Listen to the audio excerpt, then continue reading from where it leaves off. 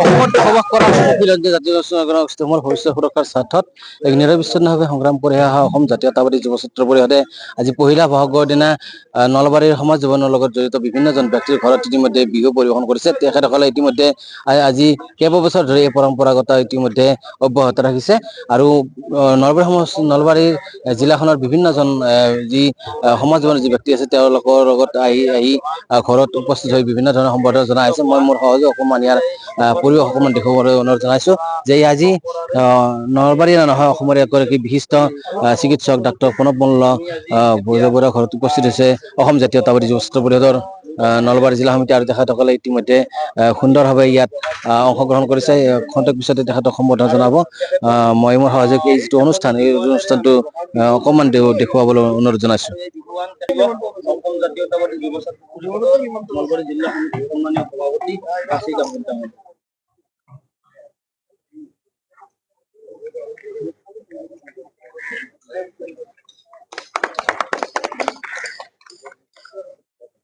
আৰু আমি ছাৰৰ অসম জাতীয়তাবাদী যুৱ ছাত্ৰ পৰিষদ নলবাৰী জিলা সমিতিৰ এটা বহুত দিনীয়া পৰম্পৰা।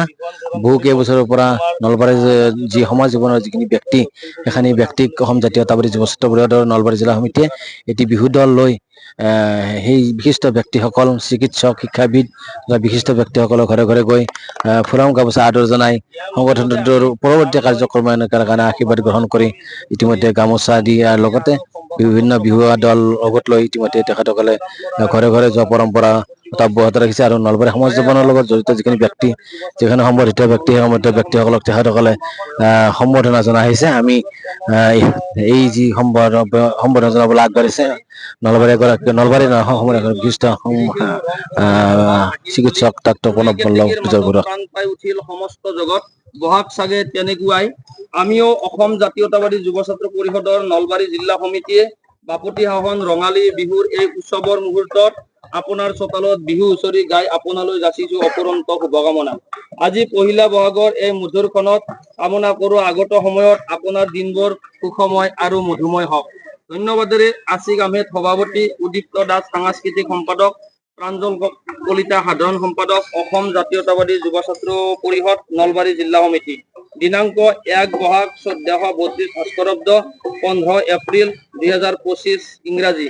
আৰু এই সম্ভাষণ পত্ৰখন তেখেতৰ হাতত অৰ্পণ কৰিবলৈ মই জাতীয়তাবাদী যুৱ ছাত্ৰ পৰিষদৰ নলবাৰী জিলা সমিতিৰ সন্মানীয় উপদেষ্টা মৃণাল বৰ্মন ডাঙৰীয়া আৰু নীৰদ দাস ডাঙৰীয়াক অনুৰোধ কৰিছো।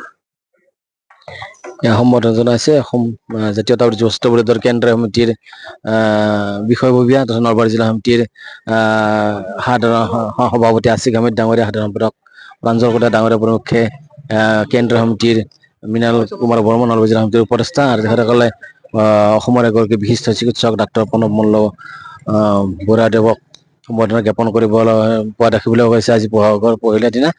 আৰু ইয়াৰ লগে লগে আমাৰ সৈতে উপস্থিত আছে অসম জাতীয়তাবাদী যুৱ ছাত্ৰ পৰিষদ নলবাৰী জিলা সমিতিৰ সভাপতি আছিক আহমেদ ডাঙৰীয়া উপস্থিত আছে। পোনপ্ৰথমে অসম জাতীয় যুৱ ছাত্ৰ পৰিষদ নলবাৰী জিলা সমিতিৰ পৰা আজি পহিলা বহাগত অসমৰ সমগ্ৰ অসমবাসীলৈ ৰঙালী বিহুৰ শুভকামনা যাচিলোঁ। বিগত সময়ছোৱাৰ দৰে এই বছৰো অসম জাতীয় যুৱ ছাত্ৰ পৰিষদ নলবাৰী জিলা সমিতিয়ে আমি প্ৰতি বছৰেই পহিলা বহাগৰ দিনা আমি নলবাৰী সমাজ জীৱনৰ লগত জড়িত বিশিষ্ট ব্যক্তিসকলৰ ঘৰলৈ যায় আশীষ লওঁ আৰু এইবাৰো ব্যতিক্ৰম নহয়।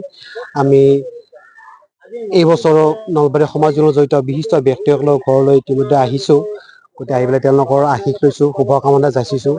গতিকে মই আশা কৰিছোঁ এই ৰঙালী ৰঙে সকলোৰে মনলৈ আনন্দ কঢ়িয়াই আনক। সমাজ জীৱনৰ জড়িত প্ৰতিগৰাকী ব্যক্তিৰ মই শুভকামনা যাচিছোঁ আৰু লগতে আমাৰ অসমখনৰ যিটো এটা সকলোৰে মাজত ভাতৃত্ববোধ এনাজৰী আৰু অধিক টনকিয়াল হওক। আজি ৰঙালী বিহুৰ দিনটোত মই অসম জাতীয় যুৱ ছাত্ৰৰ পৰা এইটোৱে কামনা কৰিছোঁ। ধন্যবাদ। হয়, আমাৰ মাজত উপস্থিত আছে অসম জাতীয়তাবাদী যুৱ ছাত্ৰ পৰিষদৰ নলবাৰী জিলা সমিতিৰ সাধাৰণ সম্পাদক প্ৰাঞ্জল কলিতা ডাঙৰীয়া আমাৰ সৈতে উপস্থিত। আমি তেখেতৰ লগতো কিছু কথা পাতিম কেনেকুৱা ধৰণে আজিৰ এই যিটো পহিলা বহাগৰ যিটো অনুষ্ঠান এই অনুষ্ঠানটো কেনেকুৱা ধৰণে আয়োজন কৰা হৈছে পৰম্পৰাগত আজি কেইবাবছৰৰ পৰা অসম জাতীয়তাবাদী যুৱ ছাত্ৰ পৰিষদে পৰম্পৰা অব্যাহত ৰাখিছে। আমাৰ সৈতে উপস্থিত আছে সাধাৰণ সম্পাদক নলবাৰী জিলা সমিতিৰ প্ৰাঞ্জল কলিতা। কিমান দিনৰ পৰা এই পৰম্পৰাটো আমি অসম জাতীয়তাবাদী যুৱ ছাত্ৰ পৰিষদ নলবাৰী জিলা সমিতিয়ে প্ৰায় 2 দশক ধৰি আমি যি গৃহস্থৰ চোতালত হুঁচৰি গাই যি আশীষ আদান প্ৰদানৰ যি পৰম্পৰা, সেই পৰম্পৰা আমি অক্ষুণ্ণ ৰাখি আহিছো।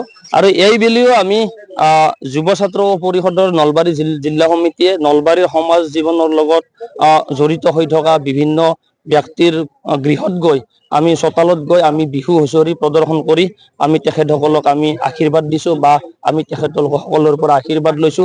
এই পৰম্পৰা আমাৰ চলি আছে। এই পৰম্পৰাৰে জাতীয়তাবাদী যুৱ ছাত্ৰ পৰিষদে এটাই বাৰ্তা দিব বিচাৰিছে যে আজি মঞ্চ বিহুৰ যি ধামখুমীয়াত আমাৰ যি বিহুৰ যি অতীজৰ যি পৰম্পৰা, সেই পৰম্পৰা বিভিন্ন ক্ষেত্ৰত আমি ম্লান হোৱা যেন আমি অনুভৱ কৰিছো। আৰু আমি এই বিহুৰ যি পৰম্পৰা, এই পৰম্পৰা আমি অক্ষুণ্ণ ৰখাৰ স্বাৰ্থত বা অক্ষুণ্ণ ৰাখিবলৈ আমাৰ জাতীয় সংগঠন হিচাপে নিশ্চয় আমাৰ দায়িত্ব আছে।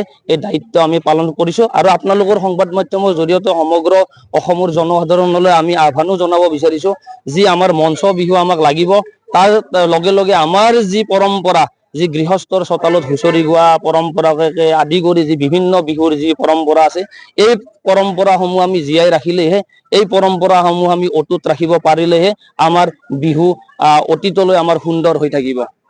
হয়, আমি ধন্যবাদ জনাইছো। আৰু আজি পহিলা বহাগৰ দিনা অসম জাতীয়তাবাদী যুৱ ছাত্ৰ পৰিষদ নলবাৰী জিলা সমিতি আয়োজন কৰা এই যিটো সুন্দৰ এটা অনুষ্ঠান, যি পৰম্পৰাগত অনুষ্ঠান, তাক আমি ধন্যবাদ জনাইছো। আৰু সমূহ অসমবাসী ৰাইজলৈ আমাৰ ফালৰ পৰাও ৰঙালী বিহুৰ শুভেচ্ছা জ্ঞাপন কৰিছো। ধন্যবাদ।